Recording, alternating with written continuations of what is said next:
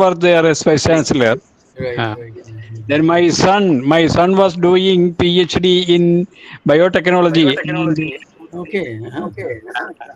he was in jail for a project. Okay. Great. Mishra ji, welcome. Mishra ji, are you here? आपको दिखाई जरा.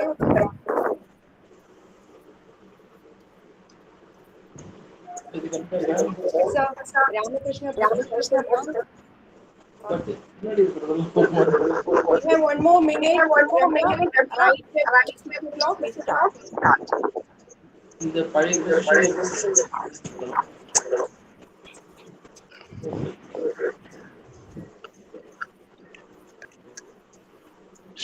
Srinivas, you are even now attached with Kupuswami Shastri.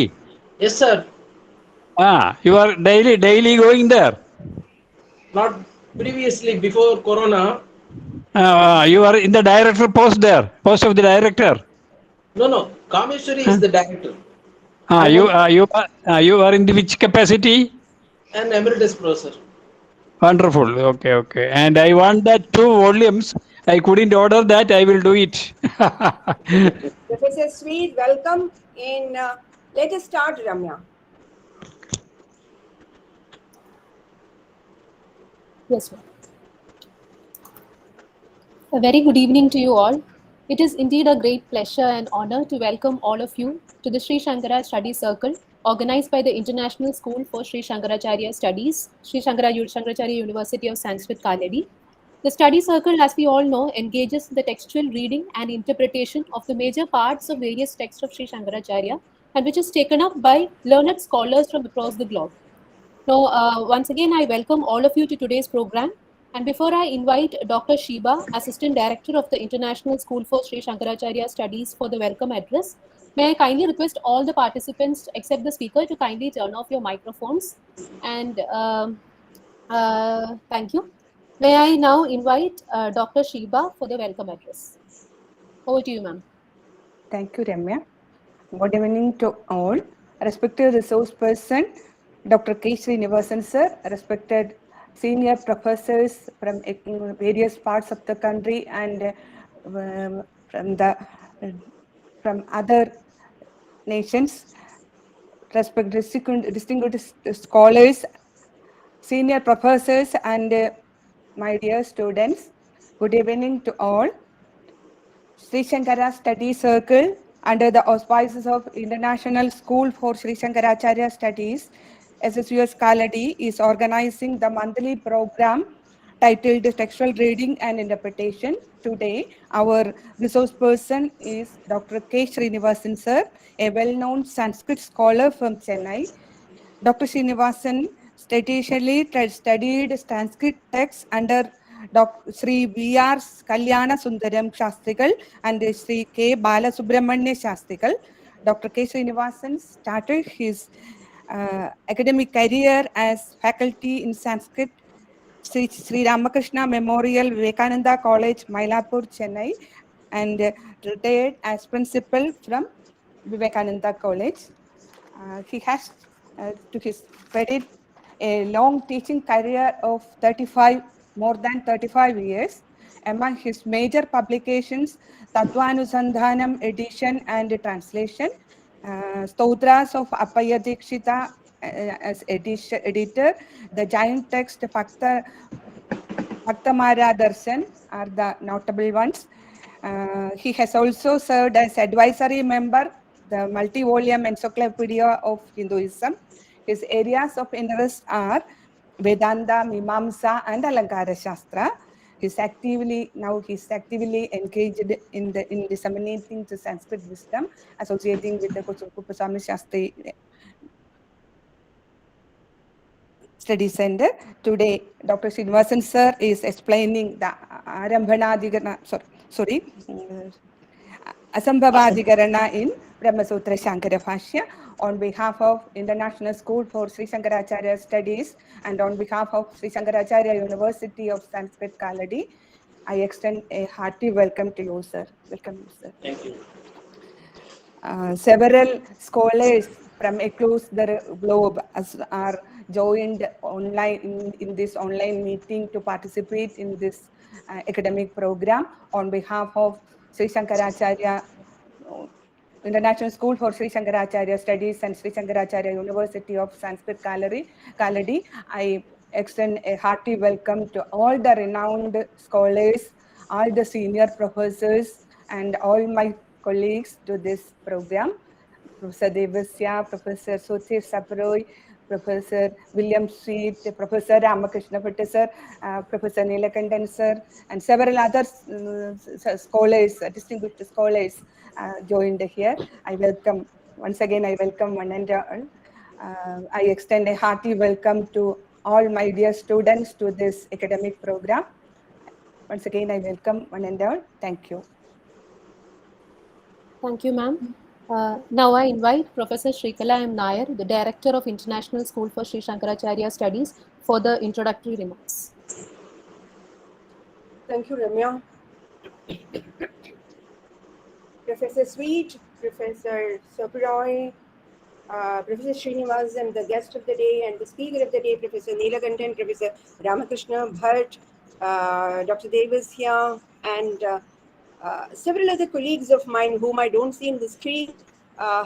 Once again, Professor Mishra, once again, welcome to all of you to this second event of the Global Study Circle organized in the name of Sri Shankara. As you all know, quite like with Wittgensteinian Study Circle and the Heidegger Study Circle, we also should have a study circle for Sri Shankara in to read and analyze, interpret, critique his writings. So friends, this evening we are going to discuss on an Adhikarana of Brahmasutra Bhashya of Bhagavad Padar, which carries deep ontological significance.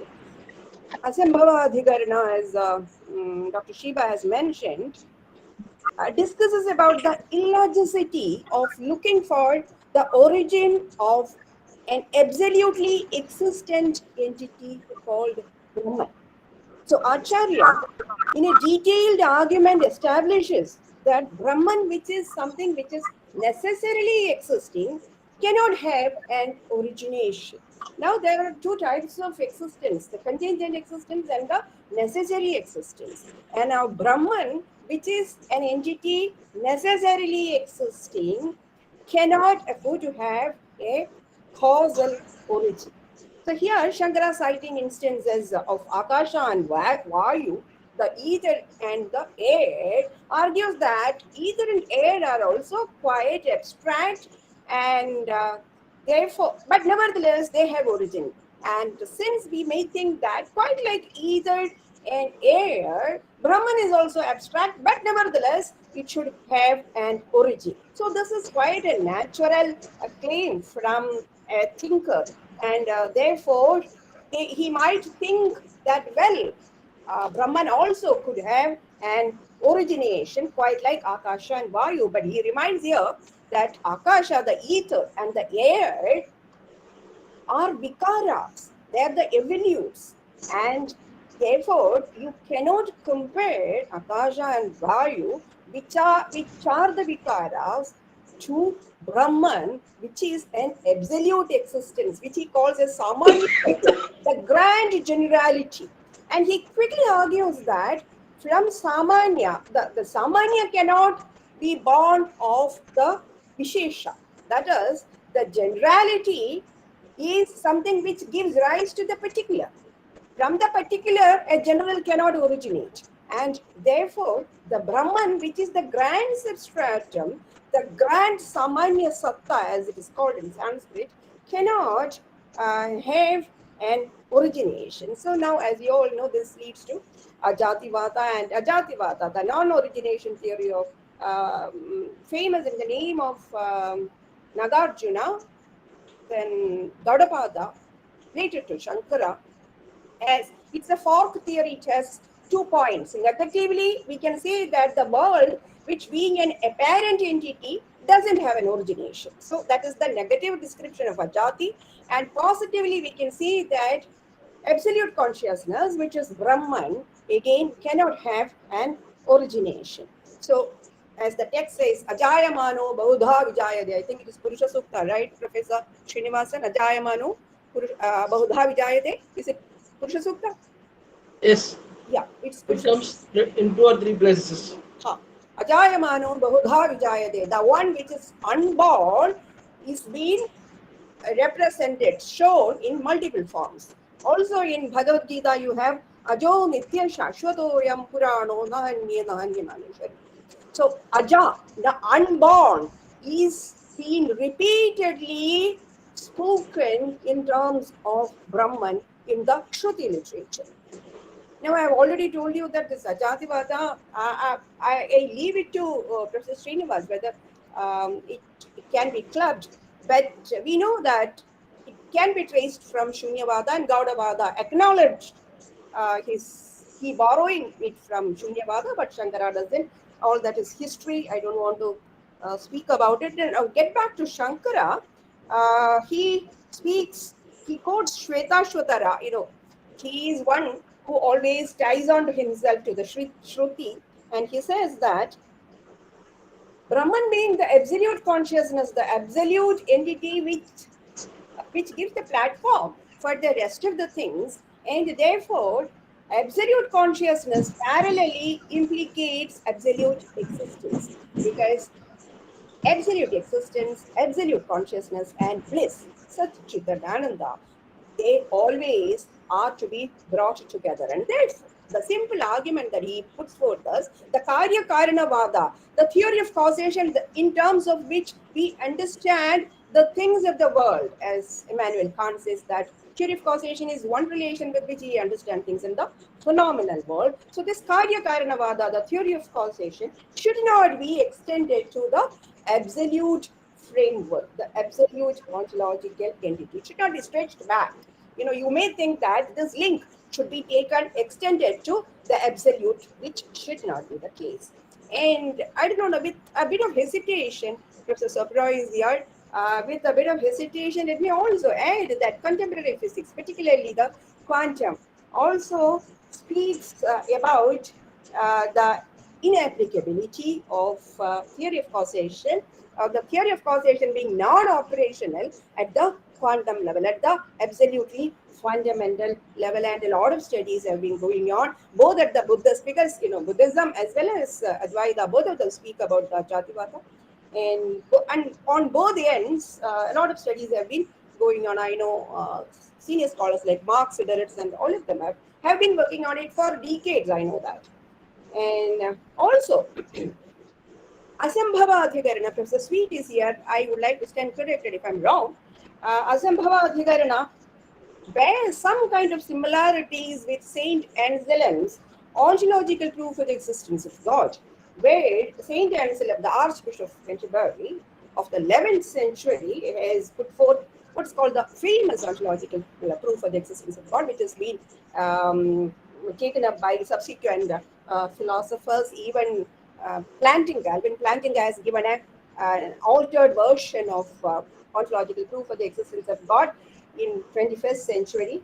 So you know that it has two forms. In the second form of the argument, Saint Anselm argues that God is a necessary being. Now, how is it that God is a necessary being? Because when we speak of God, we are contemplating on an entity who can be defined as a being above which there cannot be anything, or above which he cannot have anything existing being conceived. So that is as Shankara has quite rightly said, it is the samanya, the samanya satta, the absolute generality. And this is exactly what Saint Anselm also speaks about when we talks about this proof for the ontological proof for the existence of God. Of course, you know that Anselm's arguments are reductio ad absurdum, wherein he starts with antithesis and then he proves that this antithesis cannot be claimed. He shows the illogicity of it, and then he says that therefore we can wedge the thesis. That is the style of argument, and I don't think that style can be compared to Shankara. Let me not stretch the parallelism too much, which I dislike. But nevertheless, I would like to bring this before you, and it is for the scholars to see whether we can juxtapose Asambhavaadhikaranam with the ontological proof for the existence of God. Of course, Shankara is in a favorable position because he is not speaking about any personal God here.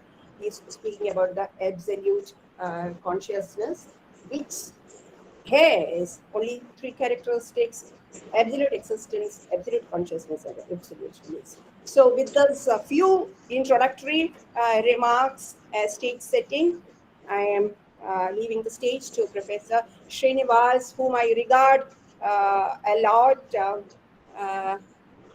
Professor from, I just forget, Francis Clooney has written to me that sent that, I forwarded the brochure that he said that Professor Srinivas is one whom I regard greatly in India, and so he has asked me to convey his regards to you.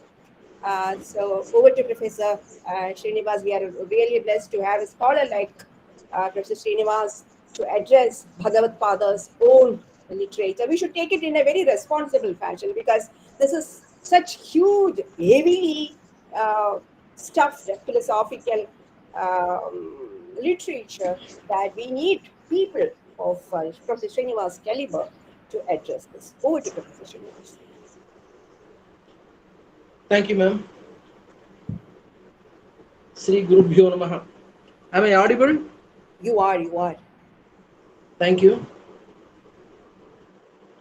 Viyat Pavanayoho Asambhavyamana Janmanoho Api Utpattim Upasrutya Brahmanopi Bhavet Kutaschid Utpattihi Iti Syat Kasyachin Matihi Tatha Vikarebhyayeva Akashadibhyaha Uttaresham Vikaranam Utpattim Upasrutya Akasasyapi Vikaradeva Brahmanaha Utpattihi iti Kaschin Manyeta. The first two lines of the Bhashya, Asambhavaadhikarana, sets the tone for how he is going to take the discussion or what is the topic of discussion here. This chapter, that is Brahma Sutra. Brahma Sutra has got, all of us know, 4 adhyayas. The second adhyaya is Avirodhadhyaya. The first adhyaya, Samanvayadhikarana, has dealt with harmonization. That is all the Vedic texts. All the Gati Samanya is the sutra. All the Vedic texts have given a single homogeneous meaning. That is a traditional viewpoint. And the second adhyaya, the Shrutis, Smritis and other things, there seem to be certain contradictions. Whether the contradictions are really contradictions or what do they mean? That is exactly that. That's why it is called Avirodhadhyaya. Virodha means the contrast or contradiction, difference. Avirodha, where there is no contradiction, where the contradictions are reconciled. The meaning, the contradictory passages are interpreted and they are reconciled. So the first will be Smriti Pada. I think Rachananubhava, Teschananumanam, all those things. That is Sankhya and other systems are taken up in the first 2 padas. First pada happened to be Smriti Pada and the second happened to be Tarka Pada, where it dealt with other sects, that is other philosophical systems like Sankhya, Yoga, Jaina, Bauddha, etc. and Agama systems too. Patanjala, Pashupada and Pancharatra, etc. The third and fourth padas are called Viyat Pada. Now we are in third pada. The third and fourth quarters are called Viyat Pada and Prana Pada. That is the pada of Akasa and the pada of Prana. The Prana that starts with the discussion of Prana, the pada that starts with the discussion of Akasa. What are the essential characteristics of Viyat Pada and Prana Pada? The Viyat and Prana Pada, they deal with Bhuta Bhautika Srishti. So the Purva Paksha here will be the Samanvaya. That is in the first Adhyaya, we try to achieve Samanvaya in Brahman. Nirguna Brahman. According to Advaita, it should be in Nirguna Brahman. The Samanvaya in Brahman, but this Vyatpada and Pranapada, they offer Purva Paksha or they offer prima facie view or they offer objections. Objections that this Samanvaya cannot be achieved. Brahman cannot be the object of Samanvaya because there are contradictions. The contradictions are very much true and the contradictions are very much live. They cannot be simply reconciled and brushed away, and they cannot be pushed under carpet. So the samanvaya cannot be achieved. That is the essential characteristic of the Purvapaksha of the third and fourth pada. In the third pada, Bhuta Bhautika Srishtis are taken up, and the fourth pada, Indriyas. That is the individual, the things connected with an individual are taken up for discussion. What is the characteristic of what is called the importance of this particular thing? This particular Asambhavaadhikarana, it is actually, so to speak, doesn't fit in this particular, because say the first two adhikaranas deal with Akasha and Vayu. Subsequent adhikaranas deal with Tejas and other things. All these things are Bhuta and Bhautika, whereas Atman or Brahman is a conscious entity, and according to traditional viewpoint, it is different. It is not material. It is spiritual. It is not material, and the entire pada deals with the material things.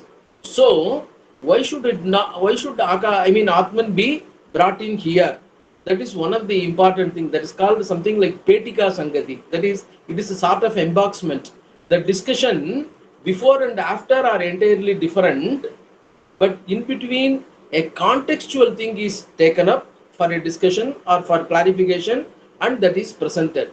In this way, this Brahman is brought in here. So Brahman is brought in here as whether Brahman too, say, in fact, some earlier people, maybe earlier than Shankara, they also have got, there are number of interpretations for Brahma Sutra, and of course Bhamatikara refers to this particular point. Somebody interprets this Asambhavaadhikarana not in terms of Brahman, but in terms of Guna, Dik and Kala. That is, Guna, Dik and Kala, these characteristics which are considered to be eternal entity according to Nyaya, these are the what is called spoken of as created beings. So somebody, some pre-Shankara, definitely pre-Vachaspati Misra author, who has commented on Brahma Sutra, he has discussed this particular Adhikarana in terms of Guna, Dik and Kala, and Vachaspati discusses how it will be difficult, etc. And now, in this particular context, what is the nature of Brahman? Should Brahman also be a material thing? Should consciousness be brought under a material thing? Incidentally, that is discussed.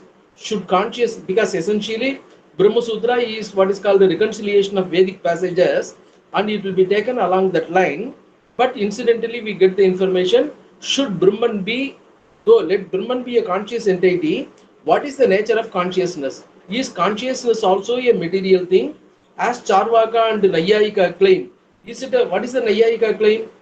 Essentially, the Purvapakshins happen to be Nayayika and other things, because the Asambhavyamana Janmanoho, this Asambhavyamana Janma is a Nayayika viewpoint.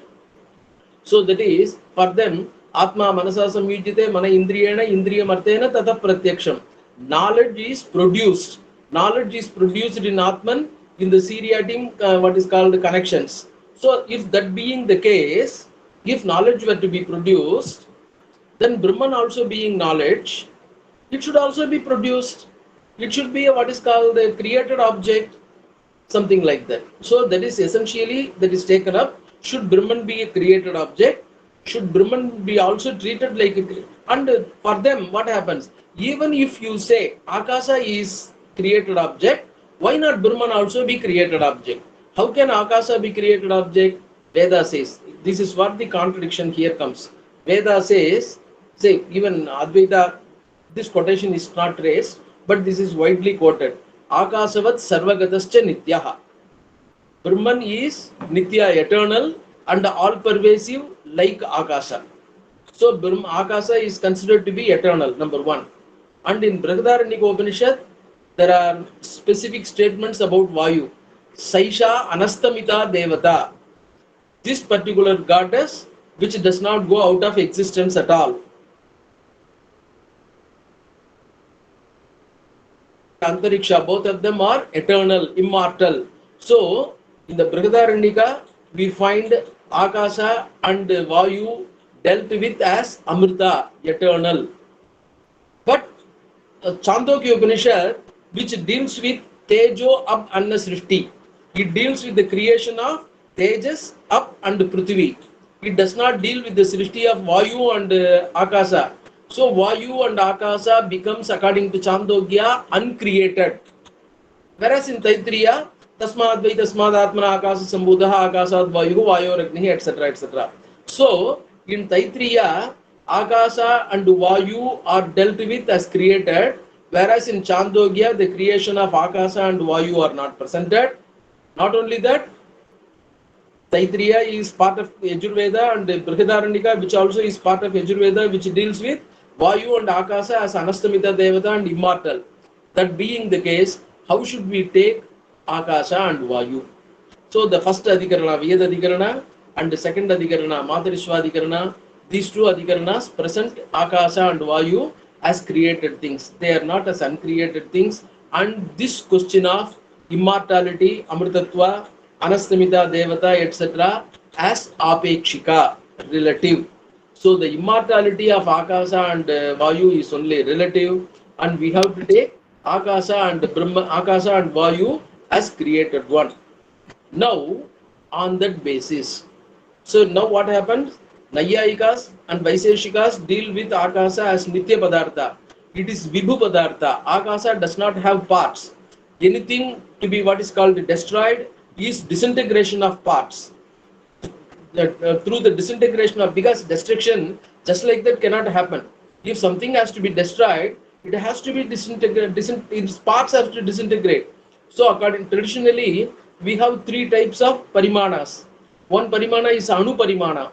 So Anus are considered to be indestructible and imperishable because there is no disintegration of parts for Anu. Anu is, it is not modern Anu, it is traditionally the definition. Say there is, I used to say, the difference between science, the fundamental difference between science and modern Sanskrit is this. In science, when you find some definition not suitable, we say so far we have understood it wrongly, or we have what is called not taken it correctly. So say for example, if we say atom is indivisible, and if Dalton, up to Dalton, atom is indivisible, and post Dalton, atom is indivisible, means we have found out atom is indivisible. The theory which we have held, atom is indivisible all along, is wrong. But what happens in traditional Sanskrit philosophy or darsana, atom is indivisible. Somebody has found out atom is divisible. Then they don't say whatever we have held or whatever knowledge we have held is wrong. We have understood some objects wrongly as atom. So our understanding of atom is wrong. The definition of atom is not wrong. Our understanding of atom is wrong. So far we have considered some X as atom, Y must be atom. So we have to change our idea, we have to change our attitude, we have to switch over what exactly constitutes atom, like that. So atom is totally indivisible object, whatever it may be, and because it is indivisible, it cannot be destroyed. In the same way, Vibhu Padarthas, Akasa, etc., they also cannot have parts. So the parts cannot be disintegrated, and Akasa. So Vibhu Padartha and Anu Padartha, both of them are indestructible. In between Madhyama Parimana, all Madhyama Parimanas are subject to destruction. This is how the traditional, generally it is almost all the people agree. Even Advaitins don't have any qualm with this. Only thing is, they don't accept Akasa as Vibhu. That's the thing. So the definition, what comes under which section, that is the difficulty. But definitions, generally people agree. So, Asambhavyamana, Akasa and Viyat Pavanayoho, Asambhav, because both of them are Vibhu, they cannot be destroyed at all. Since they cannot be destroyed, there is no question of creation at all. So, if that were to be the case, and Veda also portrays Akasa and Pavana as Saisha Anastamita Devata. So, Asambhavyamana Janmanoho Utpattim Upasrutya. And now Advaita speaks of the Utpatti, the creation of this Akasa and Pavana. So now, why not Brahmanopi Kutaschit Utpattihi? Why not we accept Brahman also be? Because Brahman is consciousness, and according to Nayayika, the consciousness is only the Jnana. That is, the Jnana is Vyavasaya Jnana and Anu Vyavasaya Jnana. All of them are byproducts. And since all of them are byproducts, all of them are what is called created, Brahman being of the nature of consciousness or knowledge must also can accepted to be created. What is wrong in it? So Brahmanopi Utpattihi. So Brahman also must be, that is, the conscious entity also must be appeared accepted to be created from something else. So what exactly the conscious nature should be taken to be? Should conscious nature also should be taken to be part of material thing or something similar to material, on par with material, and as such a created and creatable thing? How we, let it be the beginning of creation, but should we accept creation for that or not? That is one of the important questions. That question comes in between. So now, how to deal with consciousness? Should it be dealt with as part and parcel of all the objects, or should it be dealt with differently? Since Akasha and Pavana are dealt with, now it becomes an important thing. Consciousness also must be dealt with here. That is, it must be differentiated. It is not part and parcel of material thing, but since Nayayikas and other people deal with it as a material thing, it should not be dealt with as a material thing. It should be differentiated. So Vyasa has composed this particular Adhikarana, Asambhavaadhikarana. Consciousness will not come in, will not fit in here, Asambhava. It is entirely impossible for consciousness to be grouped along with other things. So in order to show it is something different, it is something different from the Akasha Pavana group, this Adhikarana has been brought in by Vyasacharya here, Asambhavadhikarana.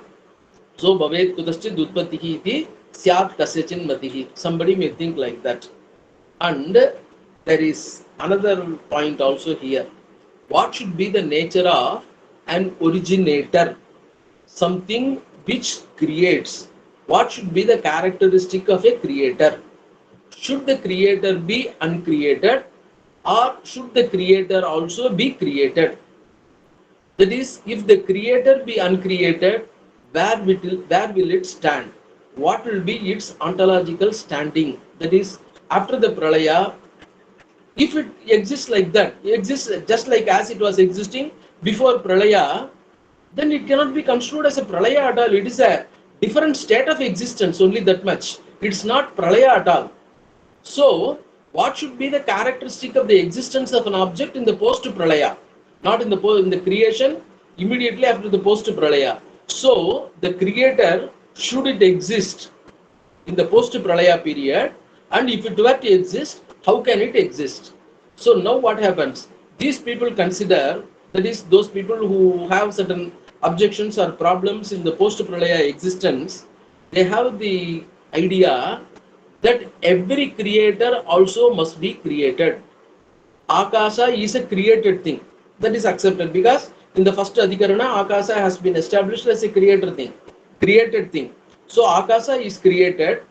As created, it is a vikara, it is effect.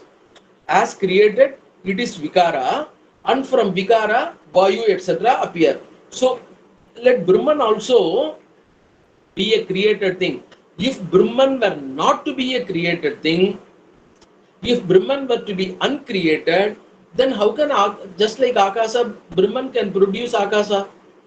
Brahman cannot produce Akasa. If Brahman were to produce Akasa, Brahman also must be a created thing, because all creators also must be created. A non-created thing cannot exist. It is what is called oxymoron. A non-created thing will remain static, and it cannot be what is called, it cannot participate in the operational effort. So, Brahman also must be created. This is the next idea. Tatha विकारेभ्य एव आकाशादिभ्यः उत्तरेषां विकाराणां उत्पत्ति दर्शनात्.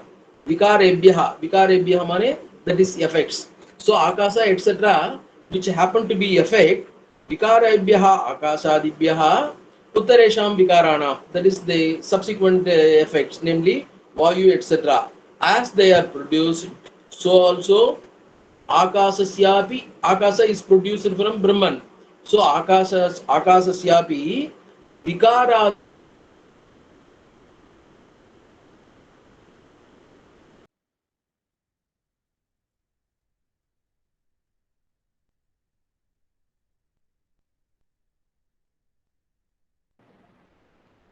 We can't hear you, Professor.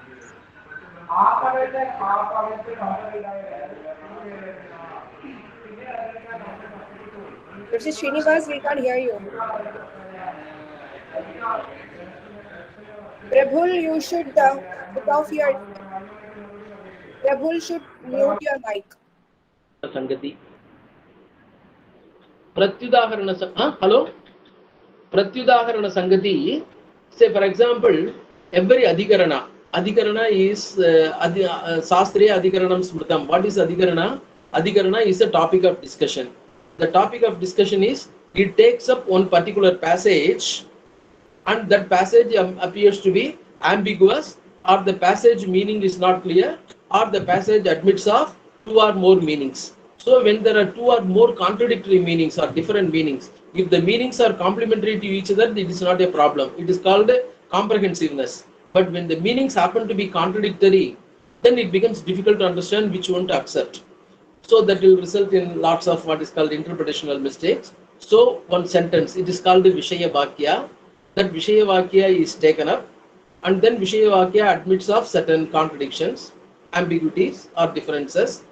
And then what are the possible ideas? What can be the original thing?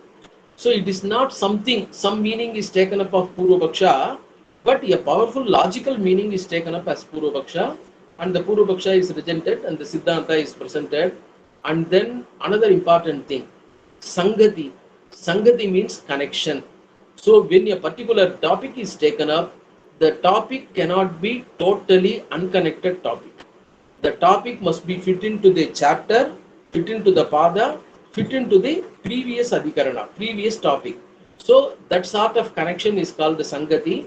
Avirodhadhyaya. Avirodhadhyaya means that is how Brahma Samanvaya. So Brahma Samanvaya becomes Avirodha. And then Vyatpada, that is Brahman cannot be what is called construed within all the other Bhautika Srishtis. Brahman cannot be being consciousness, being knowledge. Knowledge cannot be treated as Bhautika, because we have got only Panchabhutas, Prithivya, Tejo, Vayu, Akasa. So only these Panchabhutas are there. Panchabhutas are considered to be basic, and they are considered to be source of whole world, etc. All the world has come from these Bhutas, and they are Bhautika. So knowledge happened to be Bhautika. So when the knowledge happened to be Bhautika, that is because the byproduct knowledge, the Vritti Jnana, or the knowledge, the information, whatever we call it, this information, and we don't find any difference between that. Is knowledge is not an object of knowledge. Since knowledge is not an object of knowledge, we don't have clear-cut idea of what knowledge is. Hence, so many differences are there. So how to take up this particular knowledge? Should it be treated as a material, ordinary knowledge as a Bhautika product, or is it something above, other than Bhautika? So now this particular Bhautika Srishti, this knowledge comes within this particular thing. Hence immediately after Akasa and Vayu, this particular thing is taken up. It is called Pratyudaharana, because the way in which in Akasa, the Akasa comes from Brahman, and Akasa gives rise to Vayu, Vayu gives rise to Tejas, etc. There is difference. But in the case of Brahman, what they say, they cannot say knowledge comes from any material. It comes from connections, no doubt about it. Atma, Manasa, Manada, Indriyana, Indriya, Martena, all those things are okay.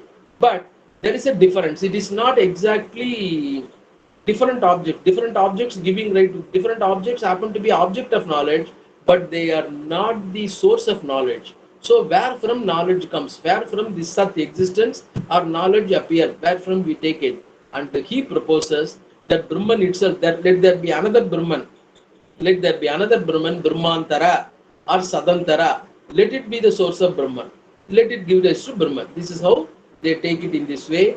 Hence, a different source, other than in the case of Vayu and Akasa, a different source is proposed. Hence, it is called Pratyudaharana Sangati, a counter example for this discussion that is taken up in this particular context. And now, we know very pretty well Mahatav Param Dhruvam, that is Anadhyanantam Mahatav Param Dhruvam. Brahman is described as Anadi and Ananta.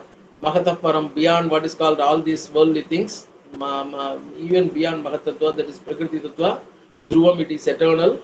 So we have this particular idea how Brahman is describing the nature. Nakaschit Janita, there is no one producing this particular Brahman. So you have got this particular characteristic of saying the nature of Brahman, it is eternal, etc., etc. But correspondingly, you have got another quotation as well, another excerpt as well, as quoted by Professor Sikala Madam, that is Ajayamano Bahudha Vijayate. Brahman becomes many.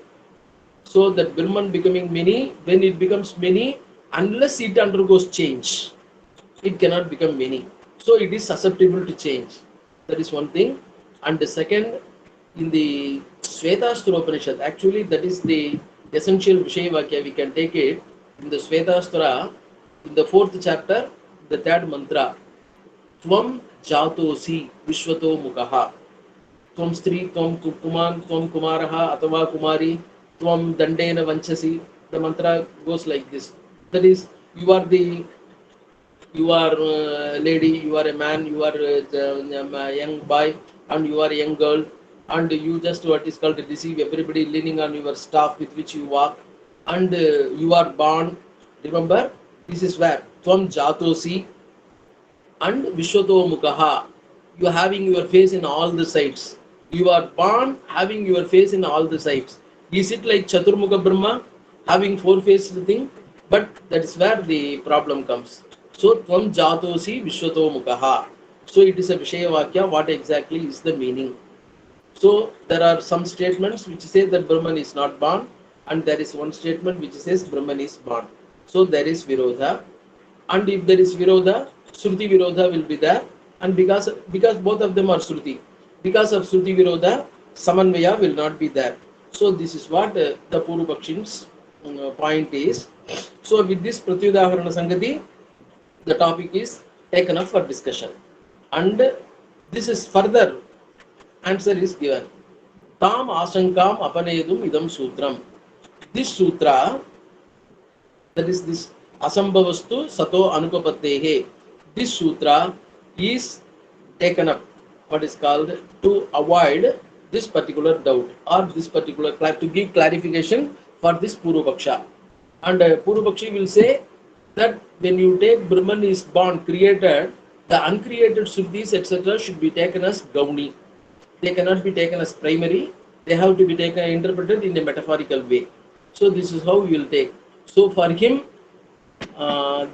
he will also quote one Anumana, Brahmapi Utpadyamanam Vastu Karanatva Akasavat.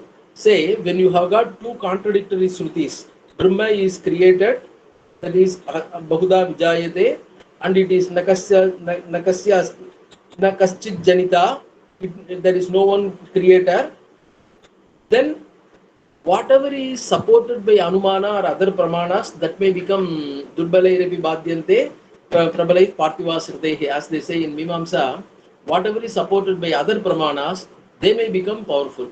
So this Anumana, Brahmapi Utpadyamanam Vastu, Karanatvat, because you treat Brahma as Karana, Akasavat. As Akasa also happened to be Vikara and Karana, so too Brahman must be Vikara and Karana. So this sort of Upamana is supporting Shruti, and hence the uncreated Shruti should be interpreted in terms of Gauni. So this is where the Purvapaksha has come. And now the sutra is Asambhavaha tu Sataha Anupapattehe. Tu Shabdaha Purvapaksha Vyavartyartaha. Always the word. Say the sutras, they are very small pithy statements, and even small letters become padas. The padas are to be treated as vakyas. The nature of sutra is words are to be treated as padas and padas are to be treated as vakyas. So two becomes, the Purvapaksha does not hold water. The Purvapaksha is not correct. Why? Sataha Asambhavaha. He discusses Brahman you are taking as knowledge and then consciousness and then presenting it as created object, but a consciousness cannot stand by it alone. A consciousness is not just consciousness alone. A consciousness is simultaneously existence too. So it is existence and consciousness, and it is not two sides of a coin. They are It is very, that's why they are very difficult to present it both simultaneously. You cannot know consciousness unless it is existing, and you cannot say something is existing unless you are aware of it. So consciousness and existence are not two different things. Consciousness and existence are intertwined. It is like warp and weft, and warp and, but it is something, both of them are together. So that being the case, sataha, it takes from angle of consciousness, take of existence as presented by Professor.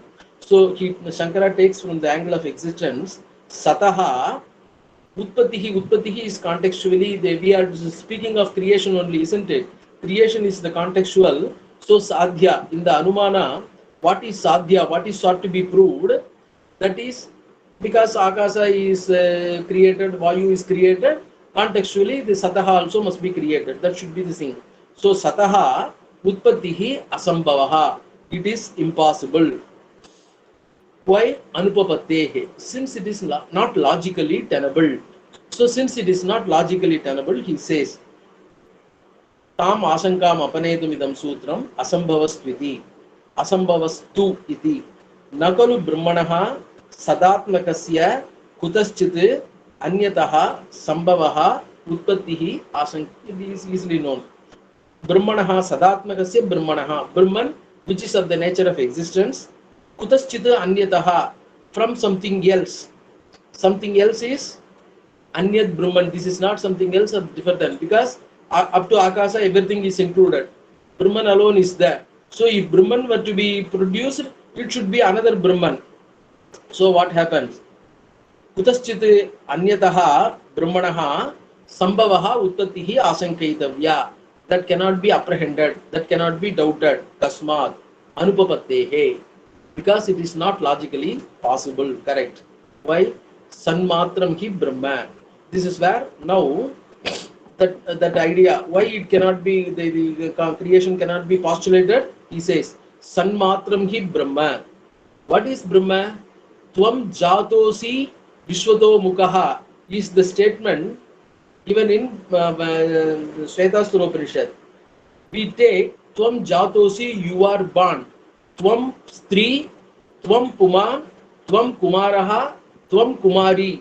It does not mean you are man, you are woman, you are young boy, you are young girl, etc. The man in this world is nothing but you. That is, whatever is there available in the world, everything is you. You are Sarvatma. What everything is available, that is you. That's how it is being presented. So Tvam Jatosi mean whatever is produced from the what is called the Prakarana Anurodhena, by the context, what is understood is whatever is born in this world is you. So it does not mean you are born, but that's why Vishwato Mukaha, you are all pervasive. It is not that you are having four faces to see and all the four sides. You are all pervasive, Sarvatma. So whatever is you, whatever is born is you. So Sarvatma Bhava is presented. When something is Sarvatma, when something is all pervasive, how can the all pervasive thing be born? If the all pervasive thing be born, it should be non-existent before. There should be Pragabhava.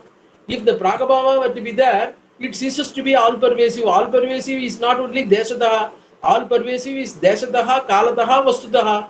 That's why Trivida Paricheda Rahita is there. So since all pervasive is Kalataha also, you cannot imagine a situation where it was not existing. Hence, you cannot you cannot imagine a situation wherein it was not existing. So Sanmatram, that's what it says. Sanmatram, Natasya Sanmatradeva Utpattihi Sambhavati. He says, Asatya Atishaye. There are 2 or 3 reasons. One reason is Sanmatra is, it is all pervasive. And another one is Sanmatra. That is, everything born in this world undergoes change. Shadbhava Vikara, Jayate, Asti, Vardate, Vibranamate, Apakshiyate, Nasti. And whatever undergoes change becomes Anirvachaniya. But Brahman does not undergo any change. Upanishad does not propose any change or different state for Brahman. Always it remains in the same form. So it does not undergo any change. So it does not undergo the status of Anirvachaniya. there is no anirvachaniya state, that is changing state, vikaro namadeyam. That state does not come to it. So always it remains changeless state. Being changeless, it cannot give rise to a creation or it cannot be created. That's not possible. So there is another point. The third point is asatya atishaye. This is dealt with in Sankhya philosophy. They call it Tattvantara Parinama. Remember, Prakriti. Prakriter Mahan, Mahato Ahankaraha, Ahankarat Panchatanmatrani. From Shodasakascha Vikaraha. The Vikaras, even though all the world is coming from these things, coming from the Shodasa Vikaras, we don't call them what is called the Karana. So Prakriti is Karana only, Vikriti is Karya only, and in between the 7 items are Prakriti Vikriti. So Prakriti Vikriti means change of nature. That is, from Karana, when the Karya comes, there should be change of nature. There should be some speciality should be there. But whereas in ordinary Bhautika Vikriti, that speciality is not there. Exactly what is available in Prithvi is available in Parthiva. So the speciality is not there. Hence Prithvi is not considered to be the Karana of the Parthiva object. It is considered to be the source, and they are what is called from the source. Only that much. Because the nature is exactly the same. But whereas the Prakriti Vikriti, the 7 are considered to be Karana material. Because they undergo. What exactly is Mahat is not the Ahankara. Ahankara has got certain change. And the Panchatanmatra have got change from Ahankara, the nature of Ahankara. So this sort of a difference. The difference is called excellence. The excellence is called Atishaya. Between Karana and Karya, there should be an excellence. If the difference is not there between Karana and Karya, that cannot be treated as Karana Karya Bhava. So if Brahman were to be the cause of another Brahman, if our present Brahman, the cause of Akasa, etc., but to have come from another Brahman, what will be the cause of that particular Brahman? What will be the nature of that particular Brahman? Will we be able to present any Atishaya in between that original, in between the proposed Brahman and the original Brahman? That is not possible. Asatya Atishaye Prakriti Vikriti Vikara Bhava Anupapatte. Asatya Atishaye, in the absence of excellence, Prakriti Vikriti Bhava, that is Karana Karya Bhava Anupapatte, is not possible. So in this way, Brahman cannot come from Sat. And then another question is asked, if it is not from Sat, Sat is Samanya, why can't it come from a particular thing, Sat Vishesha? Then he says, always Samanya, as has been presented in the introduction, a Samanya can come, a Vishesha can come from Samanya, and Samanya being generality, a general thing cannot come from a particular thing. Particular thing has got a particular nature, a general thing has got all the natures. So you cannot see a particular thing giving rise to a general object. So from Sad Vishesha, a special thing, it cannot come.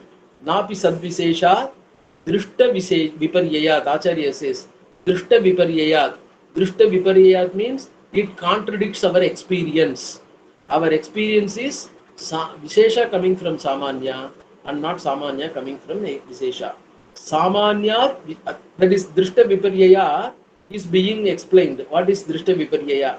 It is called Sangraha Bhashya and Vivarana Bhashya. Sangraha Bhashya means idea is presented in a simply, and what idea is presented concisely is being elaborated.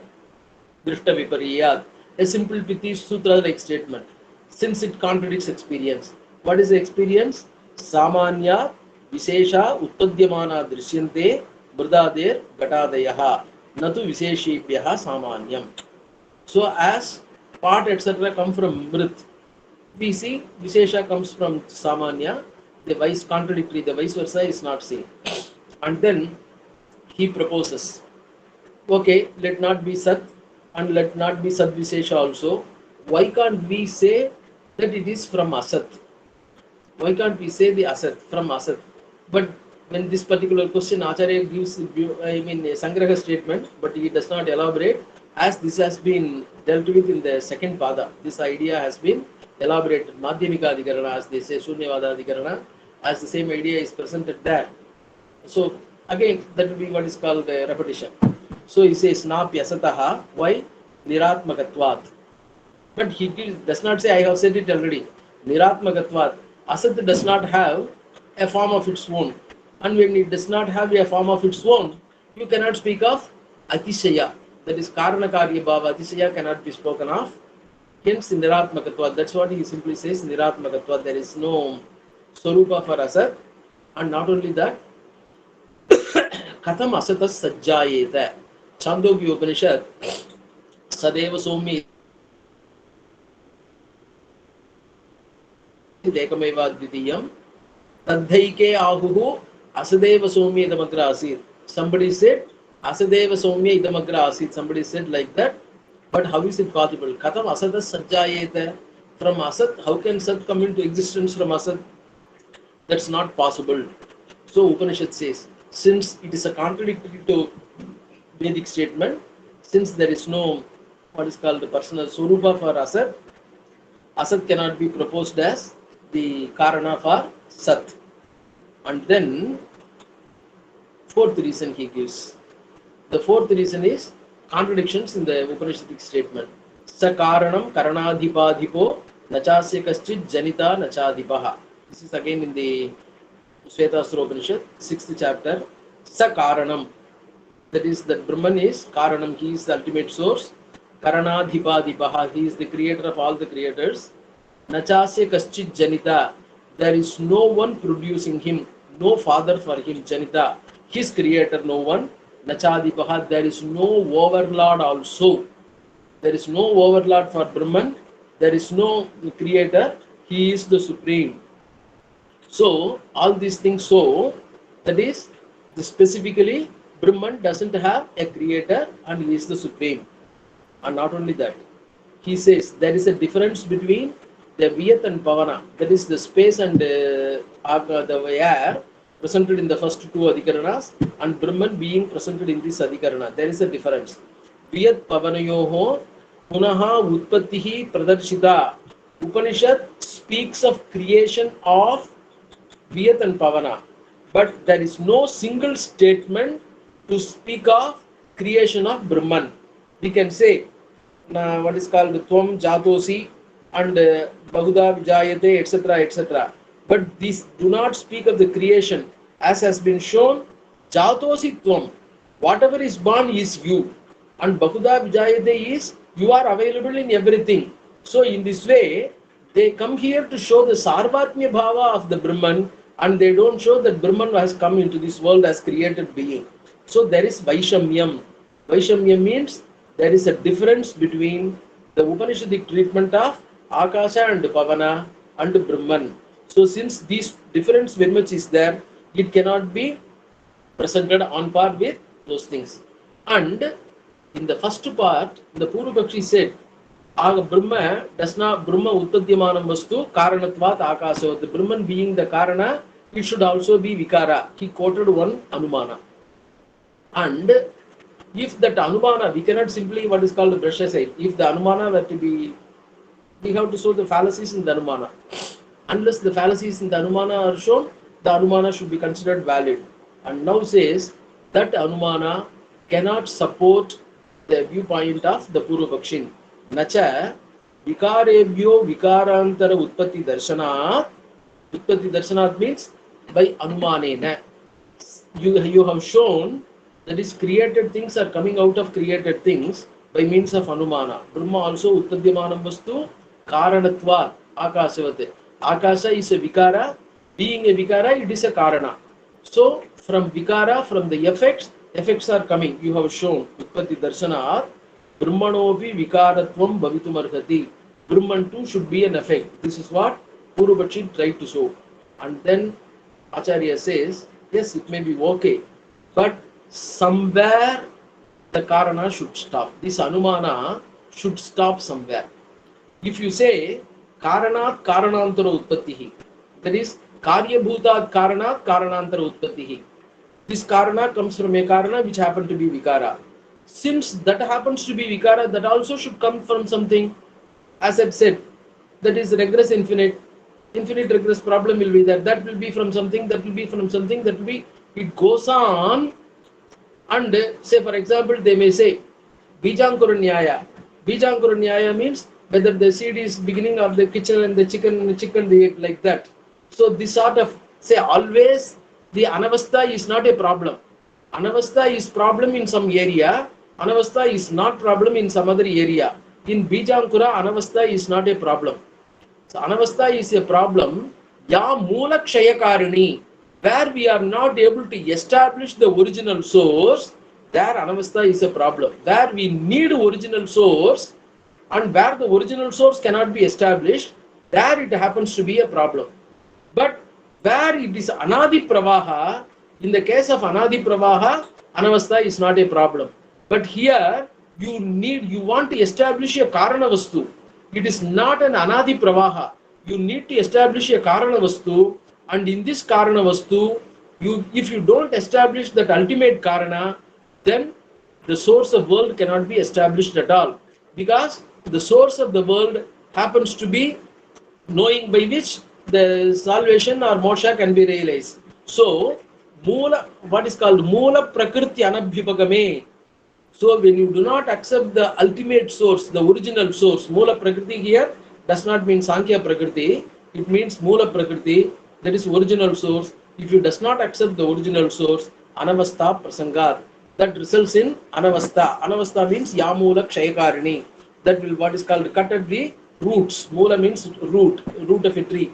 So Moola Kshayakarini, cut at the roots of the tree, roots of the knowledge. So Ya Moola Prakritihi Abhyuvagamyate. He says, whatever source you accept, ultimate source, whatever source you accept, Tadevacha no Brahma. That is our Brahman.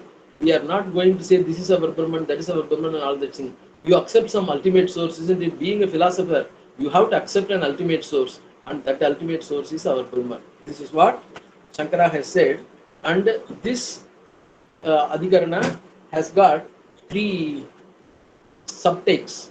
So now what will happen if you accept this, if you don't accept this? The result, always the Adhikarana will have some sort of prayojana. What is the result of the prayojana? What is the result? So, Karanasya Anabhivagame.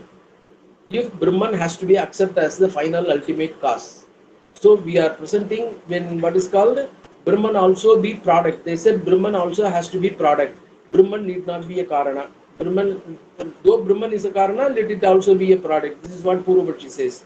If you do not accept Brahman as the ultimate Karana, let it not be Brahman.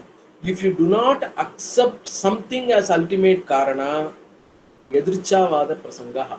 It is Yadricha means something arbitrarily, that is speaking of arbitrarily, not cause and effect relationship, speaking of something arbitrarily, whatever we think, whatever we propose, let that be the theory.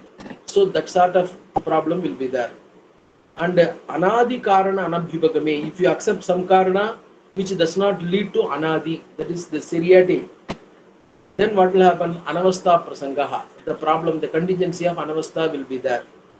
And if you accept Anadi Karana, if you accept Tad Abhyubhagame, Brahmavada Prasangaha, that is acceptance of our viewpoint. Our Brahman will be willy-nilly accepted. What will happen? If you accept that Brahman, then Pradhanadi Vada Nirasaha. So the theory of Pradhana, etc., proposed by Sankhya, etc., would remain rejected. So what is the conclusion of this Adhikarana?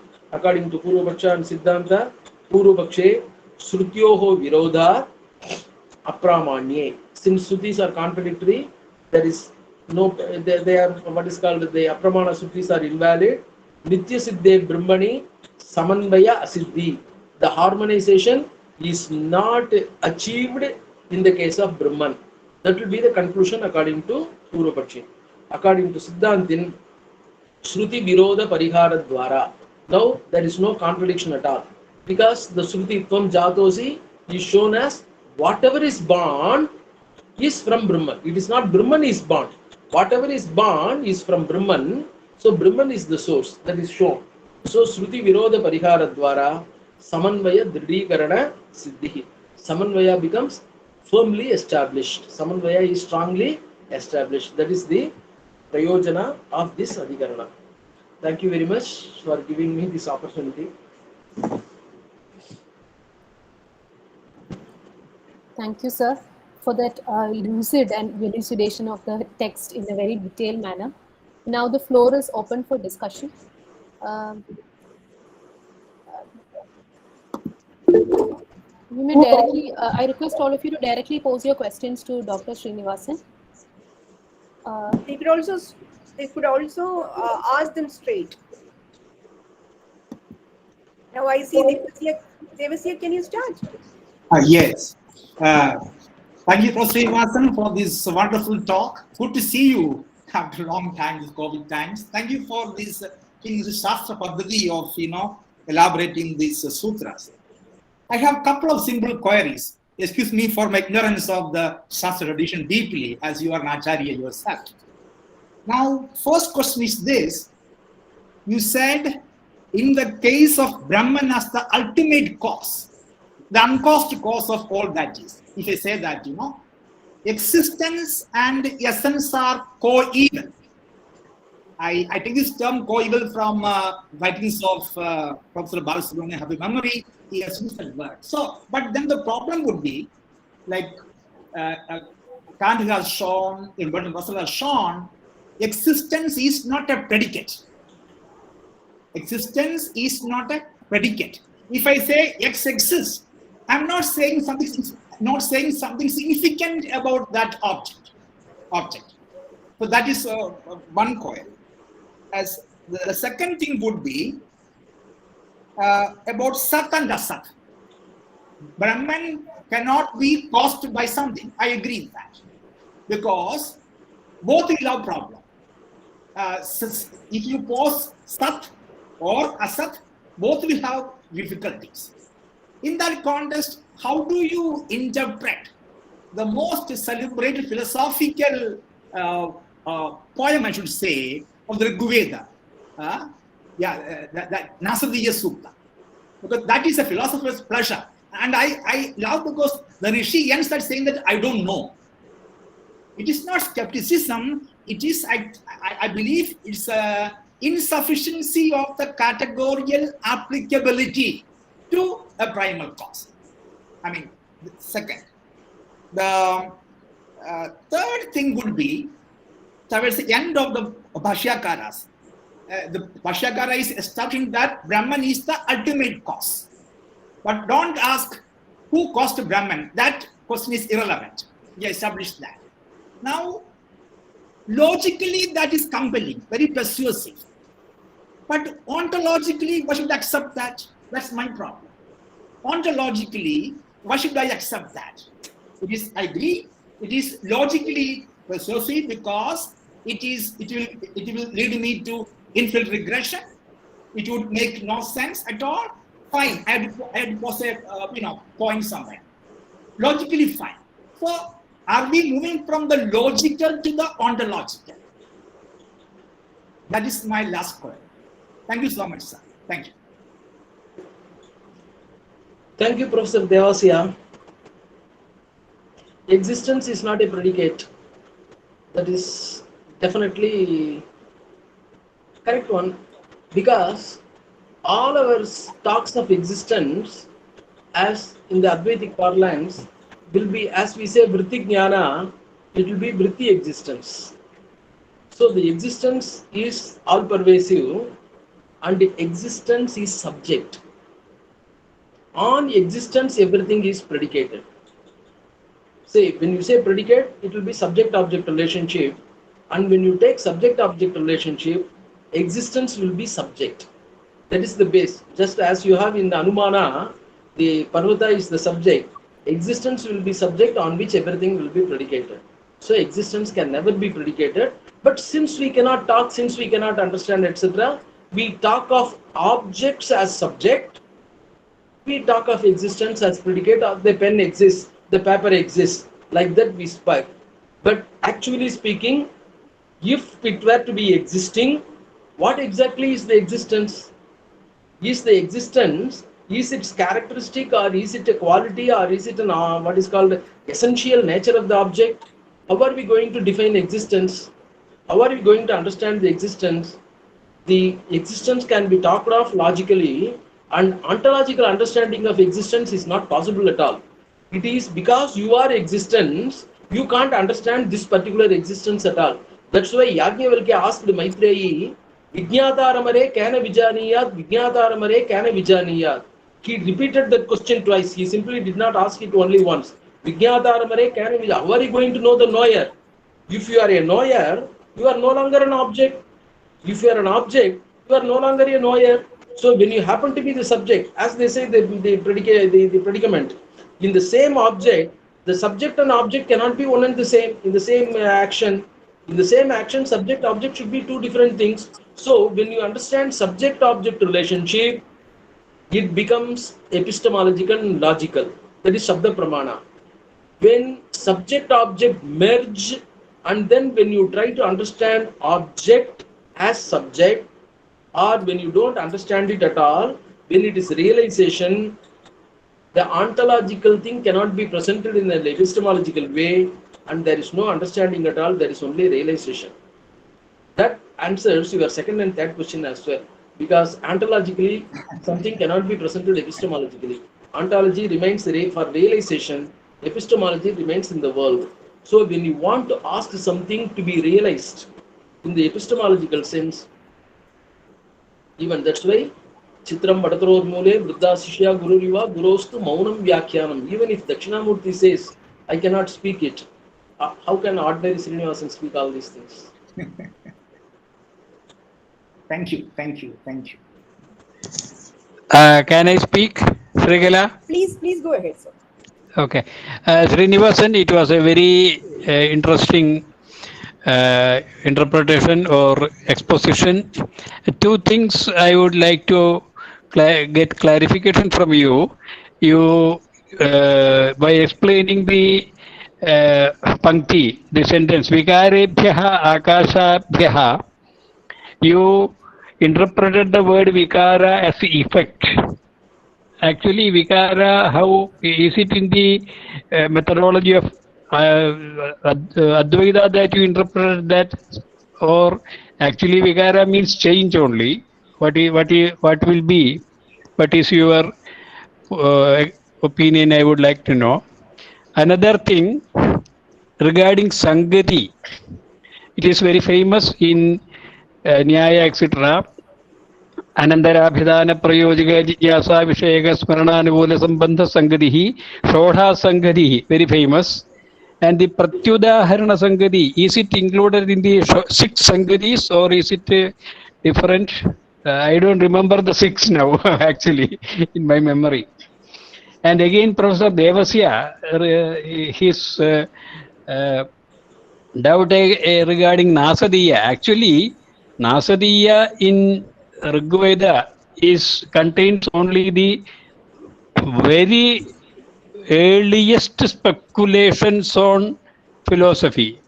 After that, many centuries have passed. Buddhism has come, Jainism, Buddhism, Upanishads, and reaching Shankara, we are now speaking because so Nasadiya contains only very earliest speculations of the rishis, and there both the arguments na asadasil asadas sajjayade arambhavada na sadas sadasit sadas sajjayade parinamavada. All things are intermixing, are dealt with in a mixed way. Only this much, Srinivasan. Very good. Your interpretation was very good. Regarding the first question, Vikara is used in the sense of effect. Say there are 2 sources for you. Shankara himself says, Asatyatisiye Prakriti Vikara Bhava Anupatehe. That is the 10th line of the Bhashya will be there, because the editions, each one may be having different edition. Immediately in the answer, the Sanmatram Brahma, Prakriti Vikara Bhava. So Prakriti Vikara Bhava will be Prakriti is source, Vikara is change, then here Karna Karya, because in the context, from Sanmatra nothing comes. Not only that, what is called, when Shankara speaks in the Asambhavaadhikaranam, 4 types of results are possible. That is, what will be the result? Apya, Vikarya, Samskarya, and Utpadya. 4 type of objects. How can objects can be produced? Apyam, Utpadyam. There, Vikaryam, the Udarana is Suvarna Kundala and all those things. So Vikara is understood in the Vikara can be understood in the sense of Karana Karya Bhava also. Srikalaji, can I ask one question? Please do. I am Vinay Kumar from Goa University, now retired professor at Nice to home. Wonderful to have Yeah. you. The question is regarding Yajnavalkya's statement only, where he says, Idamagra asit tad atmanam eva ved aham brahmasmi iti. There, is it not that even the thinking requires an object? So is he not the Brahman himself is not making himself the object and saying that I am Brahman, saying or thinking?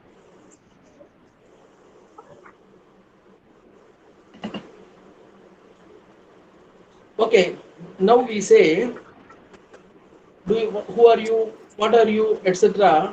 I refer, I am Srinivasan, retired professor and all those things. Does it mean I know myself? Say, I have got all external accretions, and this knowing myself is depending on external accretions also.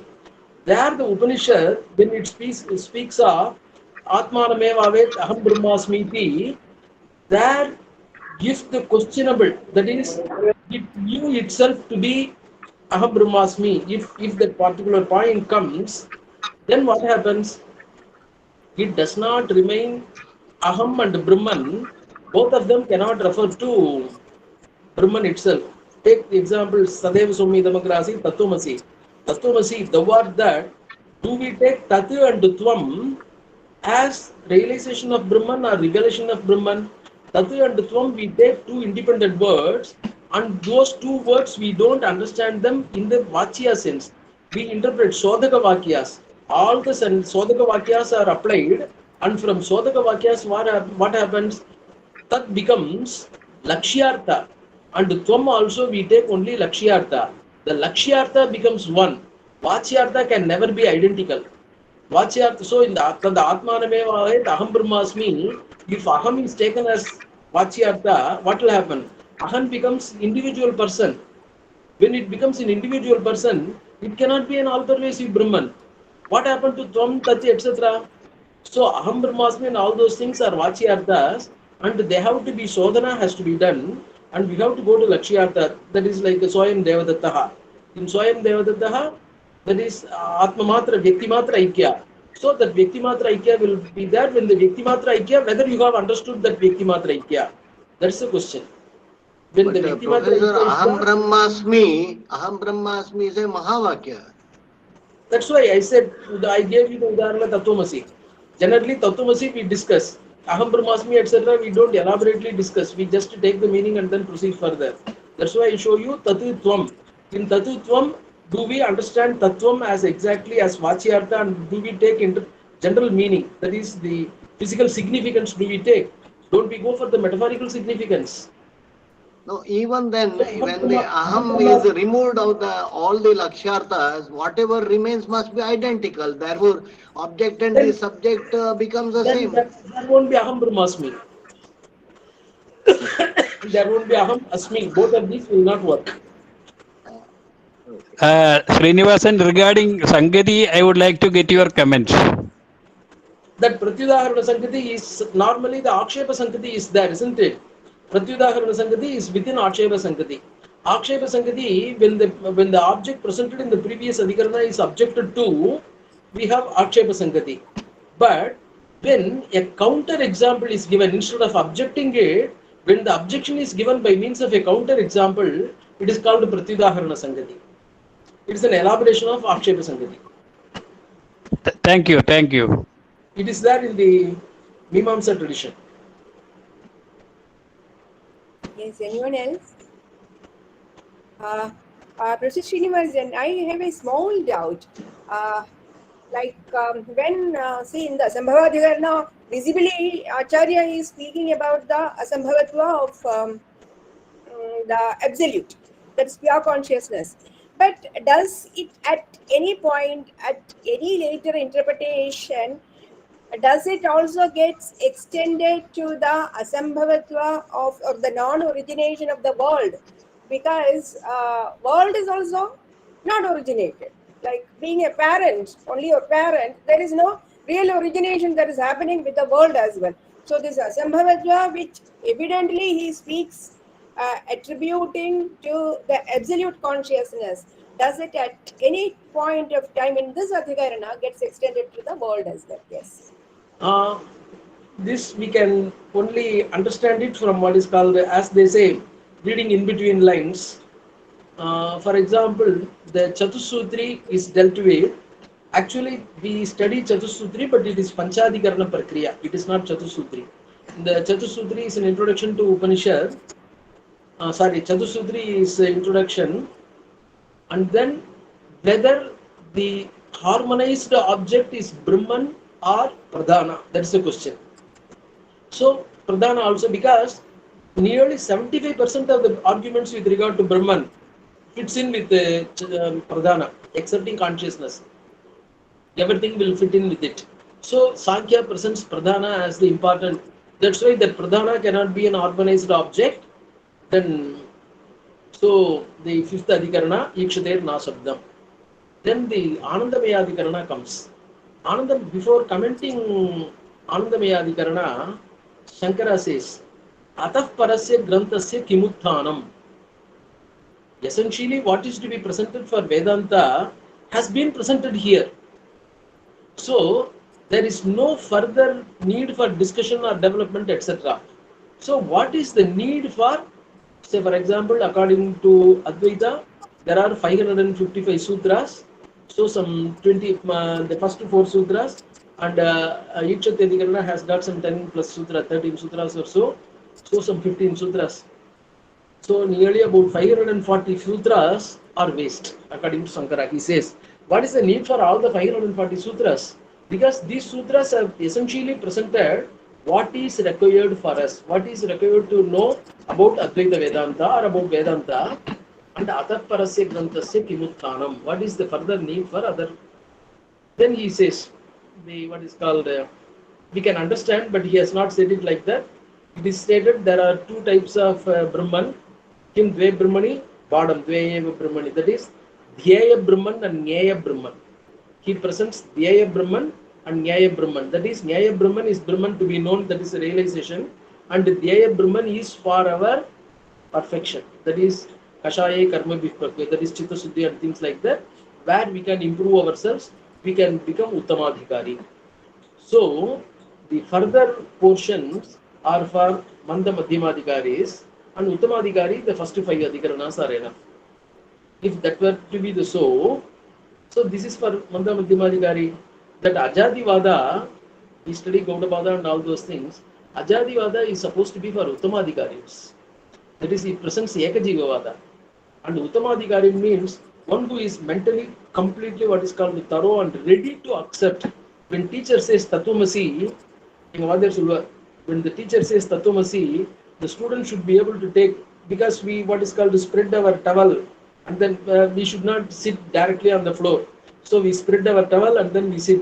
When the teacher says Tatvamasi, he should get up, take the towel, and what is called shake it, and then put it on his shoulder, get away, Aham Brahmasmi.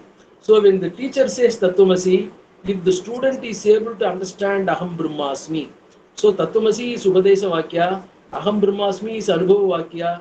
If the Upadesa Vakya can result in Anubhava Vakya, further Upanishadic studies are not required.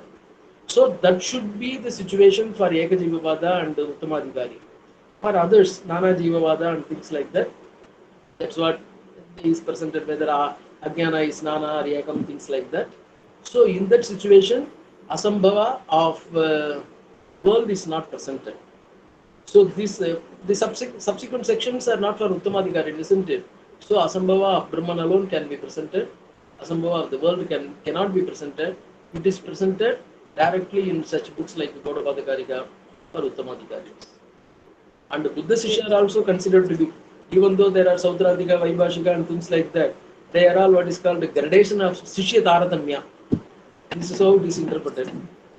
How one single Buddha can give 4 theories. Sishya Taratamya, That is one answer. Professor Ramakrishna Bhatt is here.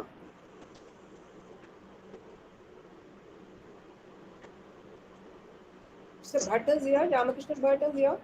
Where is he left? Yes, yes. Sir is the teacher. Srinivas sir, namaskaram. Namaste. Sir, Please go ahead. नमो नमः. आचार्याः तत्र प्रश्नद्वयम्. एकस्तु परब्रह्मचैतन्य समीपात् आकाशः सञ्जातः इति उपनिषदेव तत्र बोधयति. परन्तु तत्र आकाशे शब्दः अस्ति. ब्रह्मणि आकाशस्य यत् कारणं परब्रह्म तत्र शब्दः नास्ति. तर्हि आकाशे शब्दः कस्मादागतः इति एकः प्रश्नः. द्वितीयः, आकाशवत् सर्वगतश्च नित्यः इति उपनिषद्वाक्यमस्ति. तर्हि यथा आकाशः सर्वगतः नित्यश्च तथा ब्रह्म नित्यं सर्वगतञ्च इति तत्र दृष्टान्तदाष्टान्तिकयोः समानता. तस्मात् आकाशस्य कथं वेदान्तिनः अनित्यत्वम् अङ्गीकुर्वन्ति इति प्रश्नद्वयम्.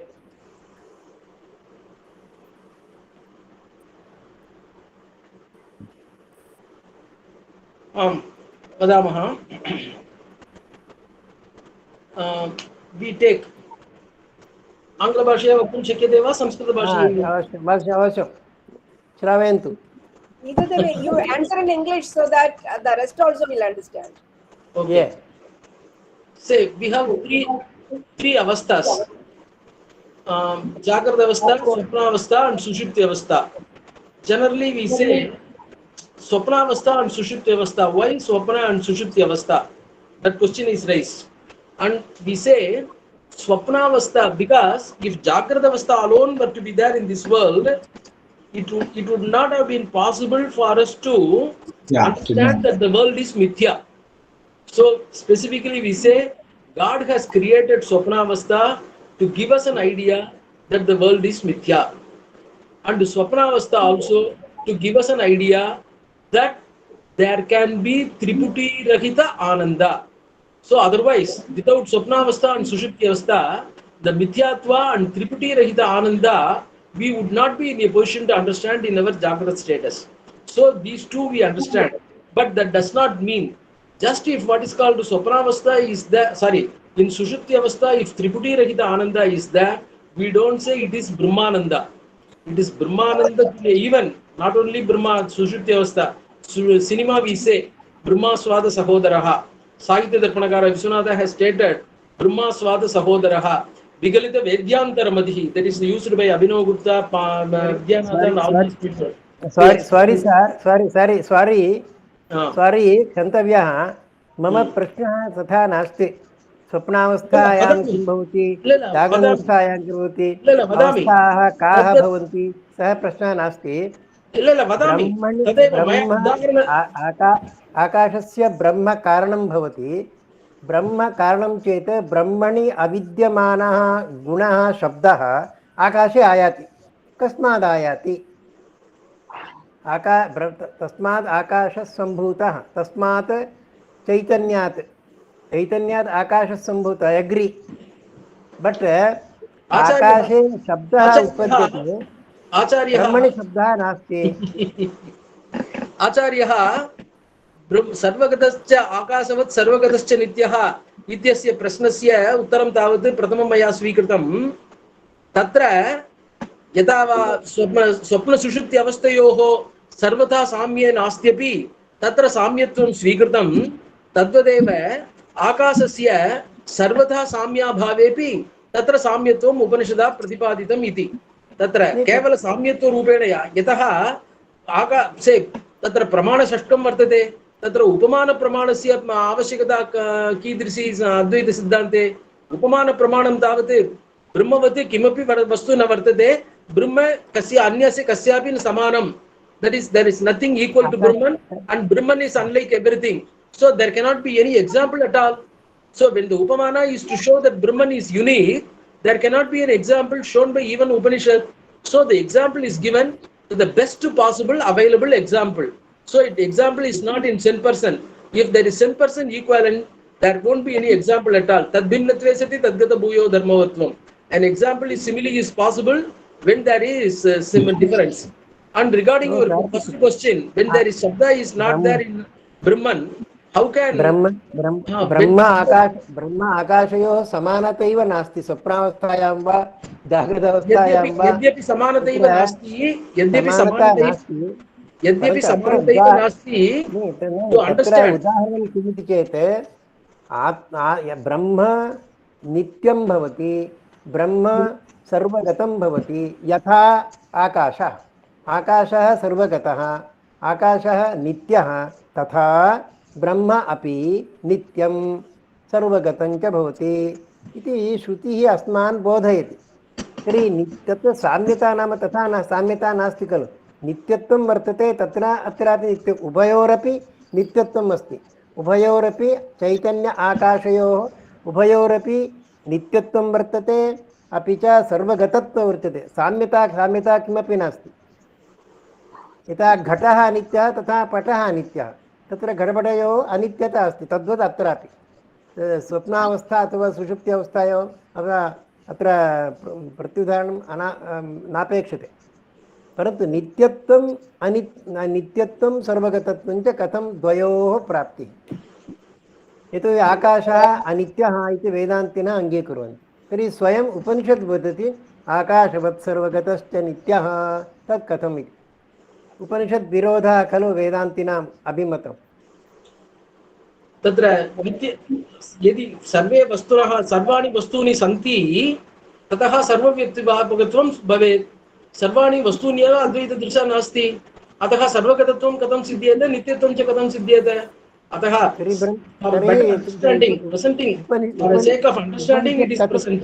तर्हि उपनिषत् कथं बोधयति सर्वगतश्च नित्य आकाशवत् सर्वगतश्च नित्यः इति उपनिषदे वदति। लोकदृष्ट्या नास्ति, उपनिषत् लोकदृष्ट्या वदति वा? उपनिषत्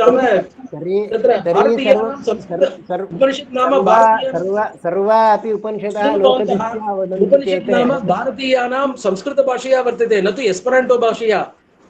सो एस्परान्टो में नहीं है, लोकदृष्ट्या वर्तते इति लोकदृष्ट्यैव उपनिषद् विषयः प्रसादितः। तर्हि लोकदृष्ट्या नाम नित्यत्वम् अस्ति, तर्हि नित्यत्वम् अस्त्येव आकाशे सर्वदा। नैयायिकाः नित्यत्वम् अङ्गीकुर्वन्ति, व्यवहारदृष्ट्या अस्त्येव। तर्हि ब्रह्मणि अपि व्यवहारदृष्ट्या नित्यत्वम् अनित्यत्वं स्यात्। आकाशवत् अस्त्येव ब्रह्मणि व्यवहारदृष्ट्या नित्यत्वम् आकाशे यथा व्यावहारिकदृष्ट्या आकाशे नित्यत्वं, परन्तु वास्तविकम् आकाशे नित्यत्वं नास्ति। तथा व्यावहारिकदृष्ट्या ब्रह्मणि नित्यत्वं, पारमार्थिकदृष्ट्या ब्रह्मणि नित्यत्वं नास्ति इति आयाति। किमपि नास्ति, निर्गुणं किल। निर्गुणं नित्यं भवति खलु ब्रह्म, व्यावहारिकदृष्ट्या नित्यं। तत्र काल एव वर्तते, नित्यमिति वक्तुं शक्यते। पारमार्थिकदृष्ट्या काल एव नास्ति किल। नित्यं ब्रह्म इति। तर्हि ब्रह्म अपि व्यावहारिकमेव, पारमार्थिकं ब्रह्म इति वस्तु एव नास्ति इति भवेत्। धन्यवादाः समयः बहु व्यतीतः, धन्यवादाः। समीचीनमस्ति भवतां नाम इदं टाक् अत्यन्तं समीचीनं, सन्तुष्टोऽहं, धन्यवादाः। Thank you. That was a wonderful discussion. We also enjoyed. Thank you so much. Is there any other question that's coming in? Dr. Devasyan has raised a hand. Do you have a question, sir? Yeah. Sorry for going back to my earlier question. The third question, sir, you answered. My question is this: when the Bhashyakara is establishing the thesis that Brahman is the primal cause, but Brahman has no cause, uncaused cause, fine. But if I compare that, the idea of causality implied here, the relation between cause and effect, okay? or Karya and Karanavada. Okay, fine. If I looked at the work of Nagarjuna Acharya, Mula Mathimukarya, the first chapter, Pratyaya, Pariksha. For me, that sounds very logical, because there, as I understand, as I read the text, Nagarjuna, who is prior to Adi Shankaracharya, is analyzing the relation between cause and effect. And he imagines three possibilities, Swadaha, Paradaga, and Dwabhya.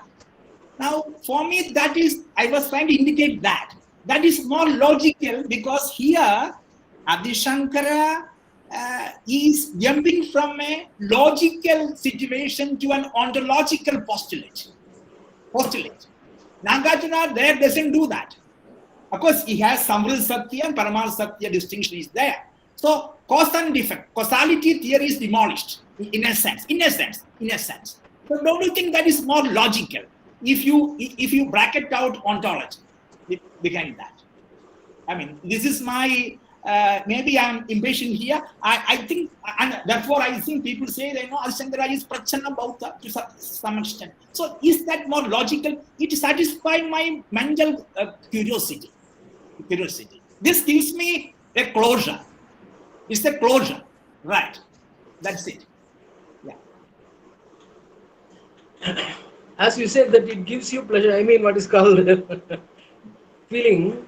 It can be individual opinions. It's a closure, sir. It's a closure means, you can't ask any further questions. I mean, that's right. What I mean. The philosophical That's closure. Right. That's what I mean. If it gives closure and if it satisfies, if cannot be further questions, there cannot be further answers also. That's it. May I? See, Professor Devasya, in Pratyaya Pariksha, actually, I was teaching Karika for my students. The method that Nagarjuna adopts is pretty different from that of Shankara, if you have noticed. Right. Yes. And, only there are several scholars who disagree with the method that Nagarjuna, probably there are several people who likes the method, who like the method of Nagarjuna. But Shankara's method is not that. See, that is why, of course, there is scholarly appeal for Nagarjuna. But barring this scholarly appeal, as you have rightly said, that, he pushes to the extreme. See, what is the difference between epistemologists and skeptics is that they blow out of proportion. They blow questions out of proportion. So much so that the questions are the same. The very same questions have been asked by Shankara and Nagarjuna. With this difference that Nagarjuna has blown it out of proportion, while Shankara evidently, like you might history might say different things, that Buddhists were driven out by all the Hindu groups have joined together and drive them away. All that is the historical history part of it. But let us stay within the concept. Let's stay within philosophy. As far as philosophy is concerned, I would say that the method, at least personally, I have been teaching Karika, the method that has been adopted by Nagarjuna just pushes you to a corner, and then he has blown out of proportion. But of course, the questions that the debate that he had with Nayayikas is quite appealing. But again, Gangesh and all have beautifully answered to the questions raised by Nagarjuna. So my appeal to Devasya is that I don't agree pretty with you, wherein you say that from logic to ontology, well, it is not logic precisely. Like, reason has been applied. Reason is a single tool where you converse in language and logic, as Wittgenstein has beautifully said, are the two sides of the same coin. Without logic, you can't have language. So when you converse in language, you have to have logic, and his topic is ontology, and I don't find anything wrong with the method that Shankara has adopted.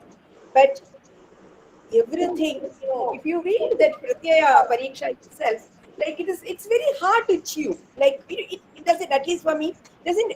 It was very appealing. Yes, I want your response, Devasya. We teach in the university same text, and I agree. I was asking the question as a student of philosophy. Now, I'm not saying that my guru Bhashyakara is wrong. No, I'm not going to say that. But here we have a postulate where we have taken it as a postulate on faith. No, you cannot question this ultimate thesis. That's what I was telling. And that's fine. I agree with that. Fine. That's what. It's what you call presupposition. Raymond of Panikya, it's Adi Shankaracharya's basic presupposition. You know, you cannot relate that, therefore you can't even use categories for that. Fine. I love that sentence said by Ganesh Mishra in his book. You know, he says that I can only stare at the Nirguna Brahman of Adi Shankara. I cannot even say anything. I'm getting that. My point is different now. My point is this. Is not philosophy a pure philosophical exercise when one engages also critiquing one's presuppositions? And there I find Nagarjuna is at the best. It's called Prasanga Bhaddhati. And he is there critiquing the very idea of cause and effect. So therefore, I agree with you that, you might say he's going beyond the rules of game, but he's asking, like Nietzsche would ask, what is the logic of logic? So for me, that gives a kind of philosophical impulse to think further. I mean, how do I to hit against the boundaries of logic? Then he says, of course, Prasanga Bhaddhati, he says, this is what we do. And then, of course, he embodies the principle of reductio ad absurdum. He has no position of his own. But he is in a way destroying the idol of ontology built on certitude of logical premises. This is what I see that. I agree. It may end up in therefore Nishsvabhavavada. If you are relational, that's what. Therefore, to me, there are quite a few hands. Hello. Yes, Ushati. Go, Boliye, please. Yes, sir. Can I Come into the screen. Come to the screen, please. Okay. Can I get back to the question which Professor Ramakrishna Bhatt was asking? Am I audible? Hello? Now audible. Now Am I audible. audible? Yeah, go ahead. Yeah. Now audible. Yeah, go ahead. Okay. So he was asking, Tasmat etasmat akasah sambhutah. And then he was giving another example. Akasavat sarvagatascha nityah. And his contention was that if Akasavat sarvagatascha nityah, then Brahman should be, Akasa should be nitya, like Brahman, or Brahman should be anitya, like Akasa. Okay, this is his contention. There is another sutra in Brahma Sutra, Akasa, there is an Akasadhikaranam. In Akasadhikaranam, sutra is Akasa Lingat. He says that Akasa and Akasam both are correct. Okay. He says, let me speak in English. The word Akasa, that is ether, is Brahman here. Why? On account of the characteristic marks, linga. Okay, that is of that. Because of like Sarvagatatva and Nitya. Therefore, Bhat is used. A lot of discussion in Kalpataru and Parinayana on this particular topic. So it is not that because Brahman is Nitya and Sarvagata, therefore Akasa also must be Nitya. Akasa is like it is only what Professor was telling, it is only a drishtanta, Akasavat.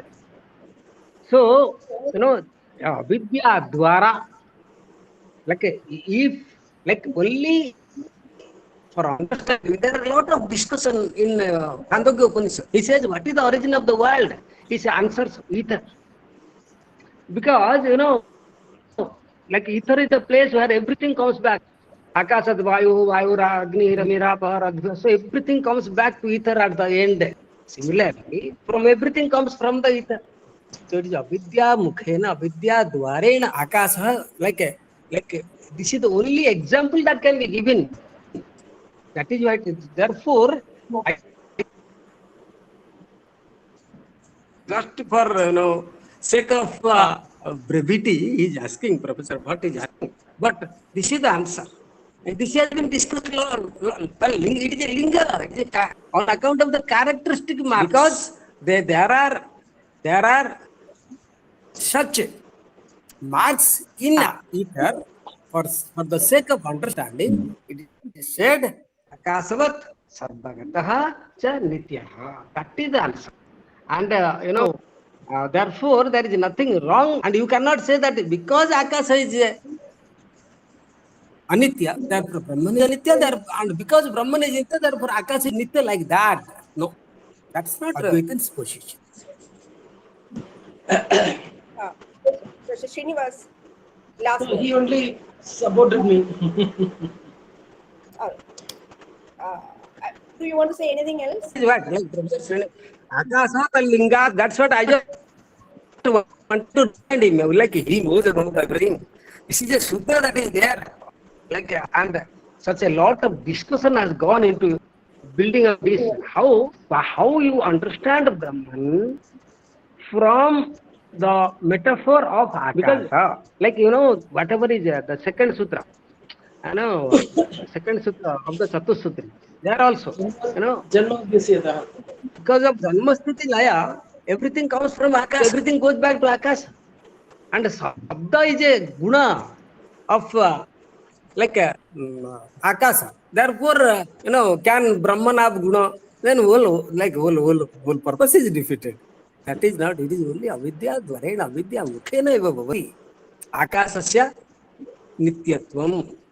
Like just for understanding sake, this is being like this is a lot of discussion in Chandogya Upanishad itself. In ninth, in fact, ninth adhyaya, I think. Dialogue between Prabhana and the dialogue between that, it comes whether the word ether denote the highest Brahman or not. And he says akasa refers to highest Brahman and not to the elemental ether. So elemental ether is not being spoken here. Like this, like akasa or linga, because the characteristics of Brahman, like Janmasthiti Laya, are mentioned. These marks are also referring to the akasa, because akasa, vayu, agni, rapa, all these things. So this is the thing akasavat. So that is why this is a pranali. This is the way the sutra is being spoken. That is what it is only for Professor Bhatt. This is the answer I would like to give. Thank you. Now, there is nothing more than over to Ramya. Presuming that there are no more questions, now I invite Dr. K.M. Sangameshan, Assistant Director in International School for Sri Shankaracharya Studies, for the vote of thanks. Respected scholars and dear friends, good evening to all. Yes, it is a good evening. We have experienced a nice explanation of the Shankara Bhashya of Asambhavaadhikaranam of Brahma Sutra. It is a very pleasant thing that we had a good discussion too. On behalf of the Sri Shankara Studies Circle and the participants of the program, I express our heartfelt gratitude to Professor K.Srinivasan, who enriched this evening with his beautiful words. Thank you, sir. Here we had a good discussion. Several scholars took part in this discussion. Professor Devasya, Professor C.M. Nilakanthan, Professor Vinay Kumar, Professor Godabarish Mishra and Professor Ramakrishna Bhatt. On behalf of the Sri Shankara Studies Circle and the participants of this program, I thank these scholars who made this program more meaningful. Several eminent scholars blessed with us with their presence. Sudhir Sapori, William Sweet, and so on. Professor B. Chandriga, Professor Muthulakshmi, and so on. My several colleagues, several research scholars also participated in this program. Professor Sheba, Sudhanjali, Dimyachandran, and several other scholars and students. I thank all of them. Professor Srigala M. Nair, the director of the International School of Sri Shankara Studies, have given us a suitable introduction to today's topic of discussion. He has actively participated in the discussions also. For the sake of formality, I wholeheartedly thank Professor Srigala M. Nair. Thank you, ma'am. I also express our gratitude to all the participants of this program. Thank you all. We hope in future Sri Shankara Studies Circle will reach more scholars and aspirants. We request the wholehearted support of the learned scholars for the same. Once again, thank you all. Thank you. Thank you. Thank you all. Thank you, Professor Vinayji. After a long time, Professor Srinivas, as usual. I'm ever enriched. I'll need several bursts to learn from Professor Srinivasan. And wonderful young colleague of ours, Professor Devasya. And I also want Dr. Devasya to bring your children so that let them learn the text. Let them learn the text. At least they will get initiated to the text. There are very few people living actually. And once this generation also moves out, then we are on utter loss. Like we are experiencing this in our university. So please bring your children, get them have an experience. My students are also here. See, Ramya is my student. Probably they'll not be able to initiate a discussion at this point, but then they're seeing what it is. So at some point of time, I'm really worried about the way, we have to step out very soon and we yet another group of youngsters to hold the reins and learn from these masters. So thank you all once again. Wonderful to have you. Thank you. Thank you, Srinivasan. Thank you. Thank you. Thank you so much. Bye-bye. Okay.